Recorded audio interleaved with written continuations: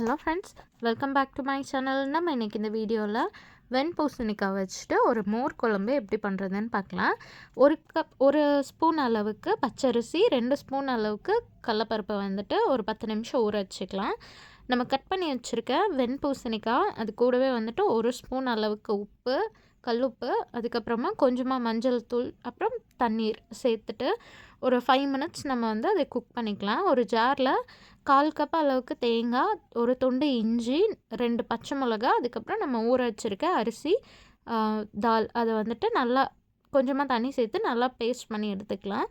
நம்ம வேக வச்சுருக்க பம்ப்கின் கூட இந்த மசாலா ஆட் பண்ணிவிட்டு மிக்ஸ் பண்ணிக்கோங்க. அதுக்கப்புறமா எவ்வளோ உங்களுக்கு எந்த கன்சிஸ்டன்சிக்கு வேணுமோ அந்தளவுக்கு வாட்டர் ஆட் பண்ணிக்கோங்க. எப்படியும் நம்ம வந்துட்டு கர்ட் ஆட் பண்ணுவோம், அதனால் கொஞ்சம் கெட்டியாக இருக்க மாதிரியே பார்த்துக்கோங்க. அப்புறமா அதை மூடி போட்டு ஒரு 5 மினிட்ஸ்க்கு லோ ஃப்ளேமில் குக் பண்ணிவிட்டு கேஸ் ஆஃப் பண்ணிவிடுங்க. ஆஃப் பண்ணதுக்கப்புறமா 200 ml கர்ட் வந்துட்டு நல்லா பீட் பண்ணி அதை ஆட் பண்ணி மிக்ஸ் பண்ணிக்கலாம்.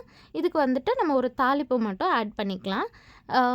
2 ஸ்பூன் அளவுக்கு ஆயில் சேர்த்து அது ஹீட் ஆனதையும் கடுகு போட்டுட்டு ஒரு காஞ்ச மிளகாய், அதுக்கப்புறம் கொஞ்சமாக கருவேப்பிலை, கொஞ்சமாக பெருங்காயம் சேர்த்து அதை நல்லா தாளித்து அதை வந்துட்டு மோர் குழம்பு கூட ஆட் பண்ணிக்கோங்க. அவ்வளோதான், ரொம்ப சிம்பிள். ட்ரை பண்ணி பாருங்கள்.